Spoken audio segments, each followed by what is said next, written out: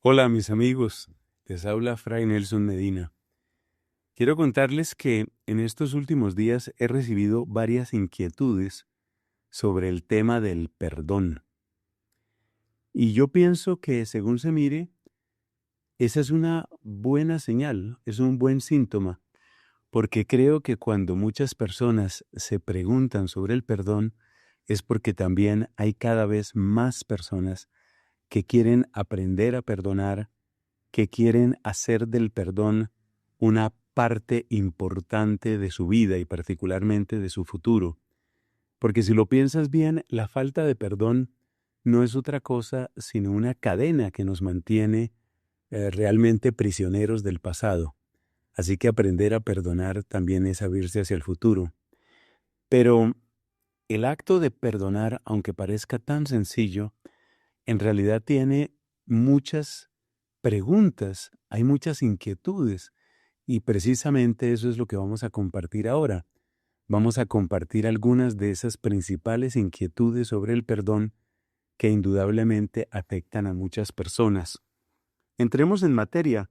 La primera inquietud es la que tiene que ver con el perdón y el arrepentimiento. Es decir, ¿se debe perdonar a una persona que no ha mostrado ningún arrepentimiento? ¿Se debe perdonar a una persona que continúa ofendiendo o lastimando? Una lectura quizás un poquito liviana, superficial, de un texto del Evangelio puede hacernos suponer que el perdón incluye esa clase de situación.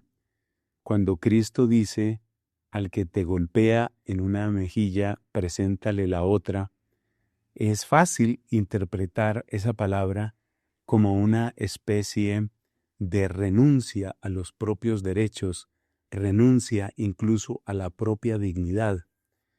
Hay elementos, sin embargo, en el mismo Evangelio y en el resto de la Biblia que nos muestran que esa interpretación no es la más correcta.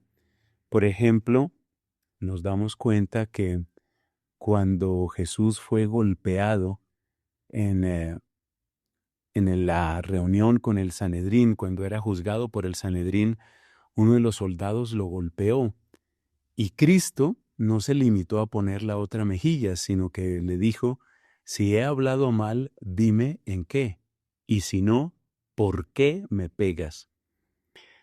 Eso nos muestra que la interpretación simplista, la interpretación que nos hablaría de una renuncia a los propios derechos y a la propia dignidad, no es necesariamente la interpretación más correcta. Y por eso volvemos a la primera pregunta que tenemos en esta catequesis sobre el perdón. ¿Se debe perdonar también a la persona que no muestra ningún arrepentimiento? Yo quiero hacer una distinción aquí muy importante, y es que es diferente el caso de una persona con la que tenemos una relación continua, como puede ser, por ejemplo, una esposa con su esposo. Obviamente, pues ella tiene una relación continua con su esposo, o la relación que puede darse con una persona con la que ya no tenemos realmente contacto. Y yo creo que el caso más dramático es cuando ya la persona ha muerto. Supongamos una persona que tiene mucho dolor por una mala relación, una pésima relación que tuvo con el papá, pero ese papá ya murió. Entonces, evidentemente, la persona que ya murió, pues no va a poder expresar un arrepentimiento. Así que hay que distinguir muy bien sobre todo esas dos situaciones. Cuando no hay arrepentimiento, pero sí hay una relación continua, y cuando no hay arrepentimiento, pero es que tampoco hay una relación continua, o de hecho no hay ninguna relación porque la persona está muy lejos o porque la persona ya murió. Son dos situaciones bien diferentes. Cuando se ha perdido contacto con la persona, perdonar es un acto de auténtica libertad. Perdonar al ausente es un acto de libertad. ¿Qué tipo de perdón se puede tener con una persona que nunca manifestó arrepentimiento y que ya desapareció de nuestra vida? Yo describiría ese perdón como una especie de entrega, un entregar a esa persona y la historia que hubo con esa persona, entregarla a los pies de Cristo. En este sentido, hay un texto en una de las cartas de Pedro donde él utiliza un verbo muy fuerte. Él dice, arrojad en Dios todas vuestras preocupaciones.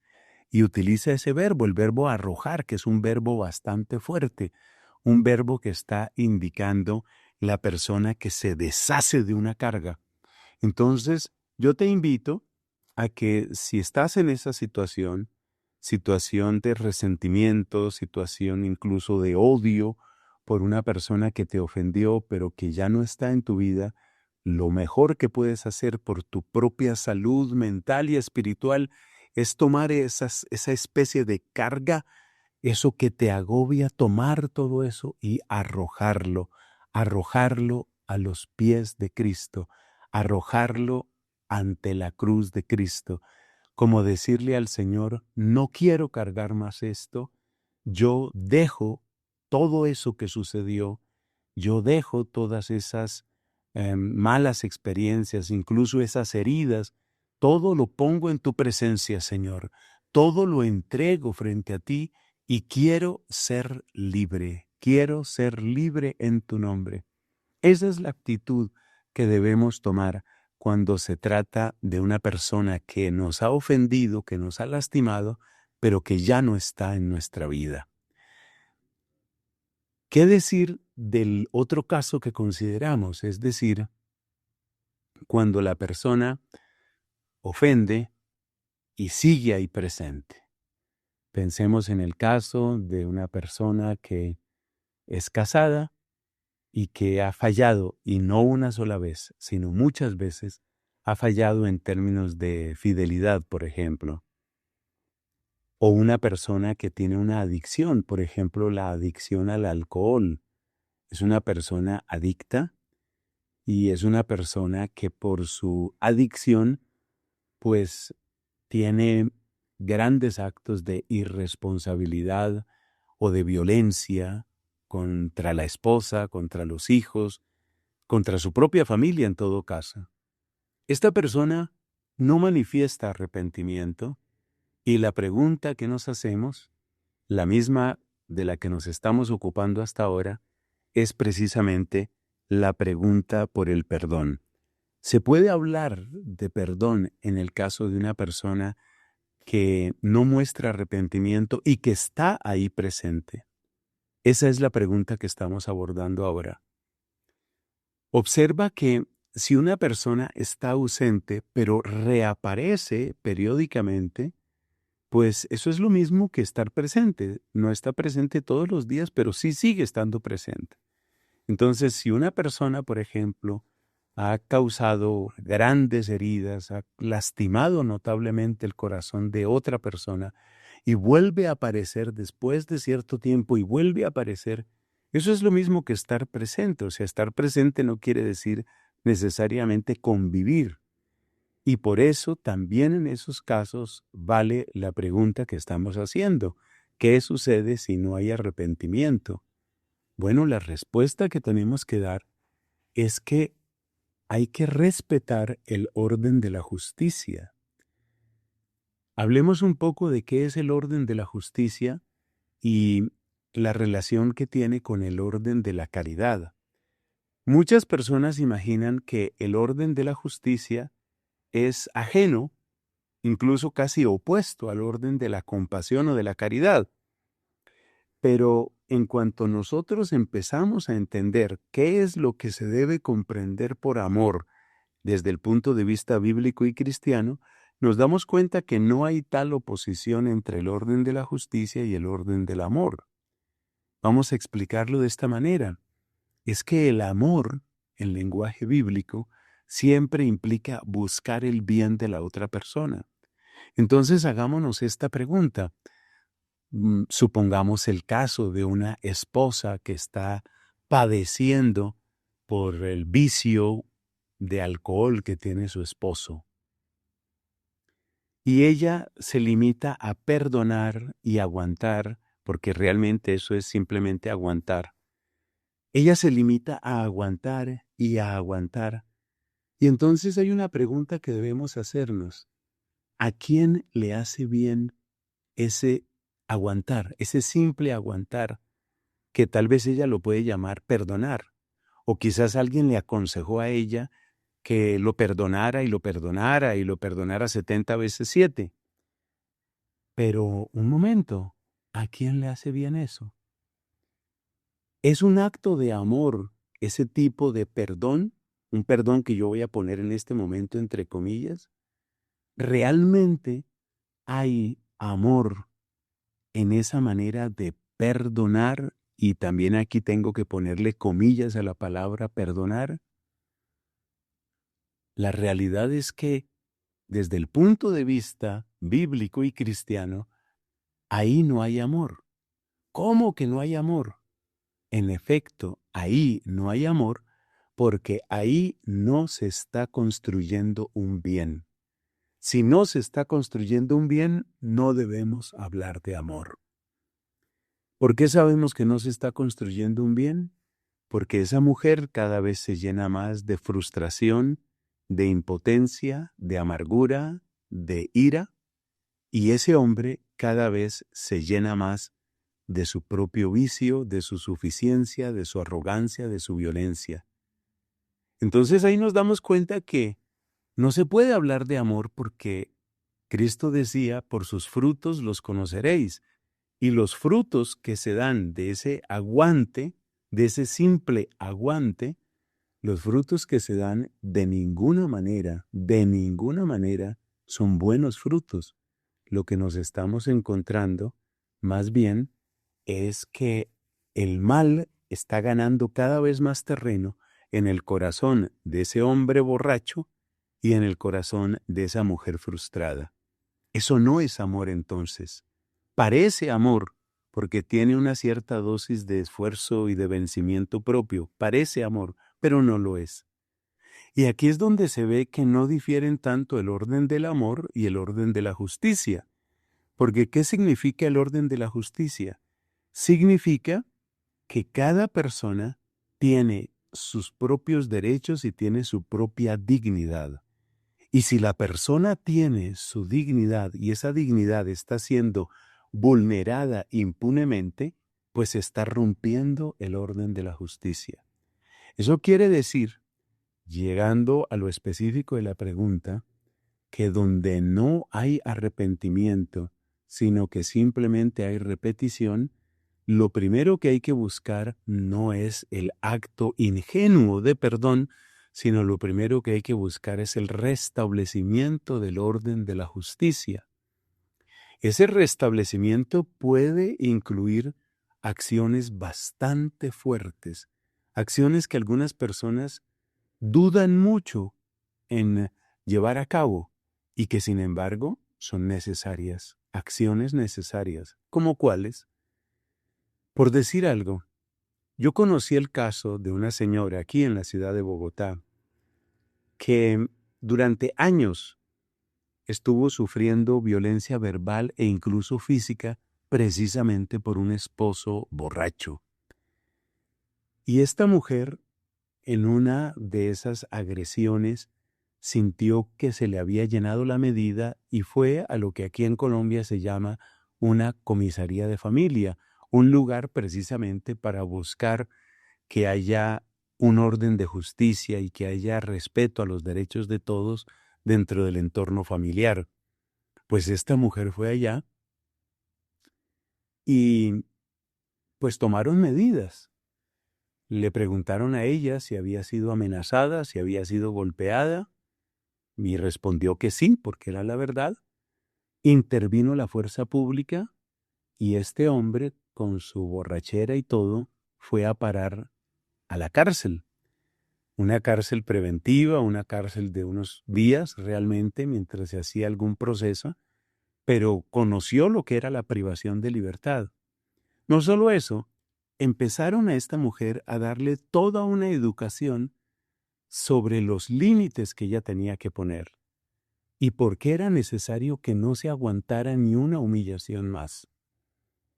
Uno puede pensar que esas acciones son faltas de caridad. Estoy en total desacuerdo con esa opinión. Caridad es poner en su sitio al que está obrando mal precisamente para que aprenda a obrar bien. Entonces, alguna vez o un par de veces más tuvo que intervenir la fuerza pública, pero este hombre se dio cuenta que no podía seguir ni con su violencia ni con su vicio, porque además intervino después la ley para hacerle una serie de reclamos que tienen que ver con el sustento de la familia. No me acuerdo cuáles son los términos técnicos, yo no soy abogado, pero finalmente eso implicaba que, por ejemplo, una parte de su sueldo nunca iba a llegar a las manos de él porque él tenía primero que responder a sus deberes de Estado como cabeza de familia, como esposo. Entonces, la respuesta a la que tenemos que llegar es que el perdón no puede significar una complicidad con el malvado.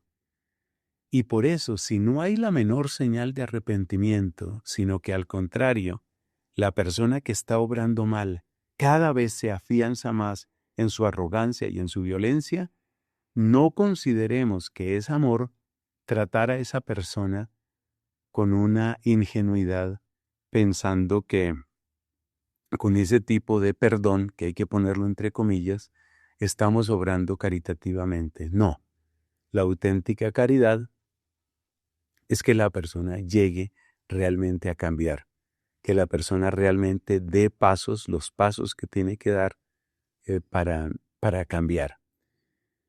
Esto quiere decir que no hay tanta distancia entre la búsqueda del perdón, el orden del amor y el orden de la justicia.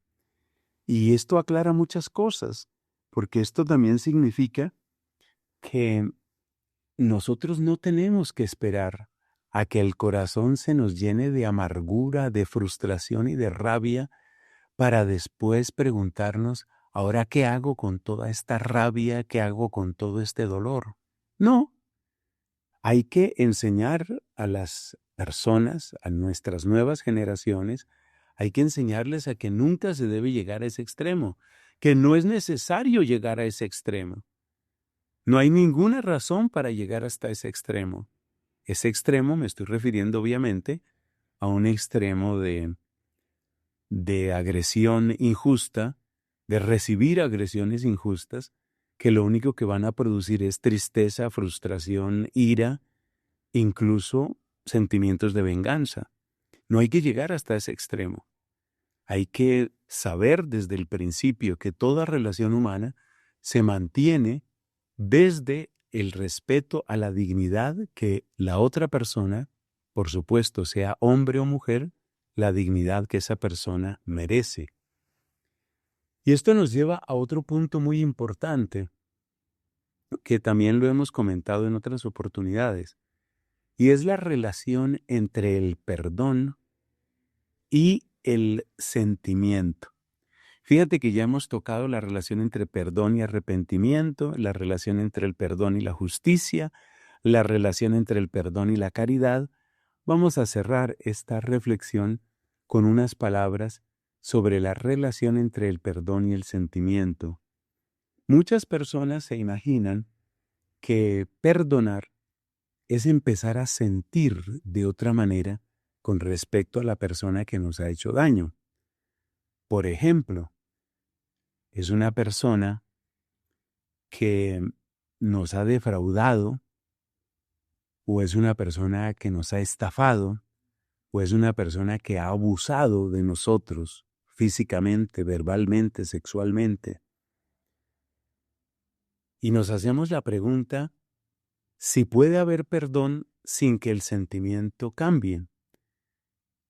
Pensemos en el caso de un par de amigos, montaron una empresa, uno de ellos era principalmente el responsable de la parte contable, de la parte tributaria, y valiéndose de ciertas complicidades astutas, pues logró, por ejemplo, que pareciera que se habían pagado los deberes tributarios, los impuestos, pero en realidad no se habían pagado y ese dinero terminaba en el bolsillo de este socio perverso, este socio traidor. Por supuesto que para una empresa mediana, ya esa carga de impuestos es algo bastante grande, es una cantidad de dinero considerable y a lo largo de años, pues eso va significando cada vez más dinero, dinero que, repito, acababa en los bolsillos del socio traidor. Finalmente, llega una comunicación de la Dirección de Impuestos. Este hombre no alcanza a frenarla porque él filtraba todo ese tipo de correos. Este hombre no alcanza a filtrarla y llega la noticia terrorífica de una deuda descomunal con el Estado por el tema tributario. Por supuesto, solo había una explicación posible. Si no había habido un error en los sistemas del Estado, pues quiere decir que ese dinero no se había pagado. Y por supuesto, si ese dinero no se había pagado, la siguiente pregunta es, ¿qué pasó con las partidas económicas que se destinaron a impuestos? O sea, quedó muy pronto destapado todo ese, em, todo ese plan tan perverso como inteligente. Bueno, ¿qué crees tú que queda en el corazón de una persona que se encuentra con semejante noticia, que se encuentra con una deuda terrible, que se encuentra sobre todo en una situación de traición? Puedes imaginarte, por supuesto, cuáles son los sentimientos que le quedan a esa persona. Y la pregunta es si esos sentimientos van a cambiar simplemente con un acto de perdón. Yo quiero contar aquí lo que ya he dicho en otras oportunidades. El sentimiento es lo último que cambia, lo último que cambia cuando se hace un proceso de perdón. Es decir, nosotros no debemos imaginar el proceso del perdón como primero cambia mi sentimiento. Ya empecé a sentir cosas bonitas por ese hombre o por esa mujer que me hizo tanto daño. Ya tengo ese sentimiento positivo, entonces ahora sí puedo perdonar. No funciona así. Esto que estoy diciendo no quita todo lo que hemos dicho en las partes anteriores de esta reflexión, es decir, lo que tiene que ver con el arrepentimiento, con la justicia, con el amor. Evidentemente, cuando ya hablamos aquí de perdonar, estamos diciendo que ya se han dado las condiciones para ese perdón. Bueno, y la pregunta entonces es, ¿qué hacemos con el sentimiento? Cuando llega el momento de perdonar, cuando están dadas las condiciones para perdonar, de acuerdo con las explicaciones que hemos dado antes, el perdón no empieza por el sentimiento. ¿Por dónde empieza entonces? Por el mismo camino que ya mencionábamos cuando hablábamos de las personas ausentes, es decir, por la entrega, el entregarle a Dios la situación. Y la oración más sencilla que yo conozco y que la he difundido muchas veces y la voy a repetir ahora, la oración más sencilla para hacer esa entrega y para liberarse de esa carga es la siguiente: Señor, cumple tu voluntad en, y ahí se dice el nombre de la persona. No se dice la relación que yo tengo con esa persona. Por ejemplo, no es, Señor, cumple tu voluntad en mi socio, o cumple tu voluntad en mi novia, o mi exnovia, o mi prima, o el que sea. No. No se dice la relación, se dice el nombre. ¿Por qué? Porque en la relación es donde está de una manera más viva el tema emocional. Y esa relación, ese elemento emocional, es el que precisamente más nos bloquea. Hay que decir el nombre. Juan Pérez, Ricardo Sánchez, Julieta González, el nombre de la persona específicamente. Y esa oración hay que decirla muchas veces. Lo que va haciendo esa oración es trasladando la carga tan brutal que te ha dejado esa experiencia, esa herida, trasladar esa carga, entregar esa carga. ¿Y qué sucede? Que al decir esa oración durante muchos días, centenares de veces, y no estoy exagerando, por no hablar de miles de veces, al entregar, al hacer esa entrega centenares de veces, miles de veces, poco a poco, la dimensión emocional, la carga emocional va perdiendo su fuerza. Y a medida que va perdiendo su fuerza, la carga emocional va ganando la libertad interior, va ganando la convicción profunda, el amor profundo, primero hacia Dios y luego hacia nuestro prójimo. Entonces, atención a ese elemento.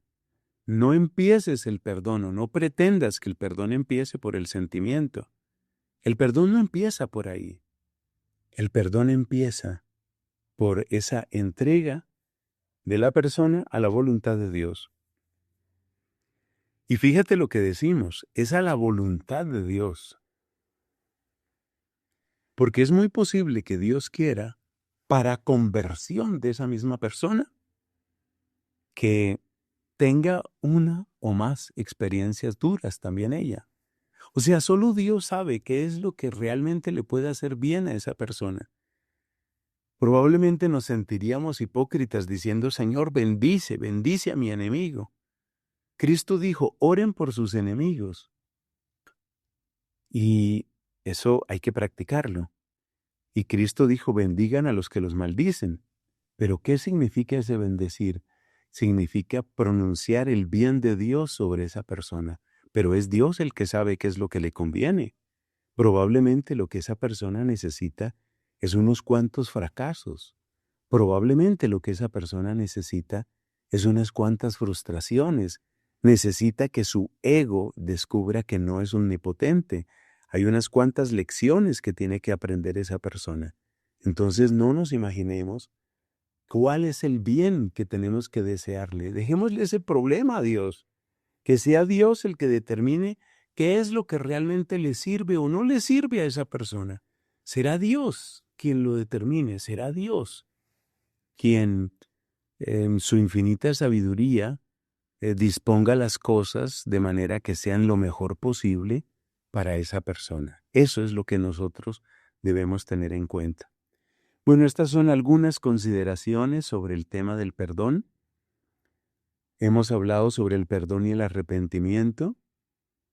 Cuando se trata de ausentes, lo mejor es practicar esa oración de entrega, de entregarle a Dios la situación, el recuerdo, la herida, la historia. Si no hay arrepentimiento y la persona está cerca de nosotros, entonces hay que hacer respetar el orden de la justicia, precisamente porque estamos buscando el bien de la otra persona. Y hemos aclarado que no hay diferencia entre el orden de la justicia y el orden del amor. Hemos aclarado que el orden del amor implica buscar el bien de la persona y convertirnos en cómplices de la maldad de la persona no es ninguna obra heroica ni correcta. Y finalmente hemos hecho una pequeña aclaración sobre lo que significa esa relación entre el perdón y el estado de ánimo o entre el perdón y el sentimiento. Básicamente la conclusión es que nosotros no empezamos por el sentimiento. Nosotros empezamos por soltar a esa persona, por entregar a esa persona. Una vez que ya están las condiciones para perdonar, entonces nosotros soltamos, entregamos a esa persona y la entregamos básicamente con la fuerza de nuestra oración, diciéndole, Señor, cumple tu voluntad en, y ahí se dice el nombre y el apellido de la persona. Estuvo contigo Fray Nelson Medina. que Dios nuestro Padre te bendiga, que a todos nos bendiga, nos conceda su sabiduría y su paz. Amén.